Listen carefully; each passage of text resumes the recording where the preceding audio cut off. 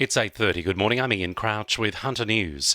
The construction union has raised concerns about work practices in the wake of the tragic death of a young Newcastle father on a Sydney worksite. Tim McPherson was watching on as a 3-ton steel beam was being lifted by a crane on a barge at Barangaroo when the beam hit another and crashed on top of him, killing him instantly. Tim leaves behind a 14-month-old son and pregnant partner Ashley. The union believes the work being carried out is extremely unsafe and is also concerned about whether it was being carried out correctly. A teenager has suffered a serious knife wound to the face after a scuffle broke out at Cooranbong. Police allege a 23-year-old man and the 16-year-old boy, who know each other, started fighting outside a home on Freeman's Drive at about 1:30 yesterday afternoon. Sergeant Dave Rouse says the boy was punched several times in the face before the older man held a knife to his throat. It's alleged he used the knife to inflict a wound down the left side of the 16-year-old's face. The 23-year-old then left the area and an ambulance was called. The injured boy was conveyed to Gosford Hospital, where he required treatment to a significant wound. Detectives from Lake Macquarie Local Area Command commenced inquiries. Later that afternoon, the 23-year-old was arrested at Belmont Police Station. He was charged with reckless wounding and refused bail to appear at Toronto Local Court today. The New South Wales Greens will launch a new coal policy in Newcastle today. They're calling for a 10-year time limit for coal mining in New South Wales, a limit on coal production to 1 billion tonnes, and putting mining royalties into a transition fund for coal workers and regional economies. Greens MP Jeremy Buckingham says it makes sense after a record-breaking summer. After record heat waves and worsening climate change, it's time to develop a framework to move away from coal mining and exports.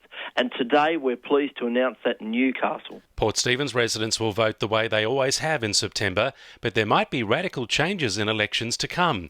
That's the claim by Councillor John Nell, who's calling for greater emphasis on postal voting in local government elections, especially in Port Stephens.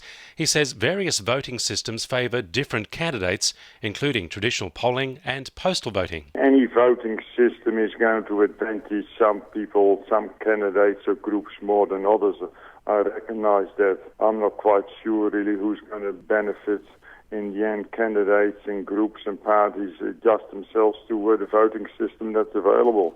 Around 1.5 million Australians, including many in the Hunter, are being affected by the lung condition chronic obstructive pulmonary disease, but little is known about it in the wider community.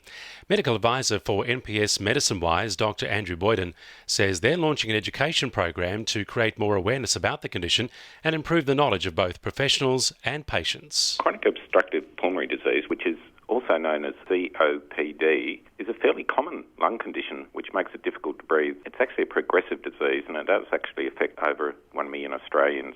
The important issue is that it is actually largely preventable in that smoking is the biggest risk factor for developing COPD. And the mystery surrounding who won the $10 million First Division Oz Lotto prize in Newcastle this week has been solved. A syndicate of 8 workers from Newcastle Council has claimed the prize. The winning ticket was purchased at Georgetown News Agency. Each worker will pocket $1.25 million. Sport for our sponsor, PRD Nationwide East Maitland. The Newcastle Jets will be bolstered by the return of key players when they take on Brisbane Roar this weekend at McDonald Jones Stadium. Skipper Nigel Bogard, the suspended Wayne Brown and Marley Lay, along with injured keeper Jack Duncan, all will line up to return for Sunday's do-or-die clash. The Jets missed the creativity of Brown and Lele last week against the Mariners and will be hoping they can spark them to a much-needed victory. Despite his hard work in the pre-season, Newcastle Knights youngster Sam Stone says he knows he's lucky to be getting his shot at the NRL when his side takes on the New Zealand Warriors this weekend. Stone is a pretty imposing young man, standing 194 centimetres tall and weighing 100 kilos at only 19 years old. But he knows he'll be in for a physical test against a big Warriors forward pack. Meanwhile, the inaugural Newcastle Rugby League All-Stars match makes its own debut tomorrow, with the Indigenous boys keen to take home the first ever title.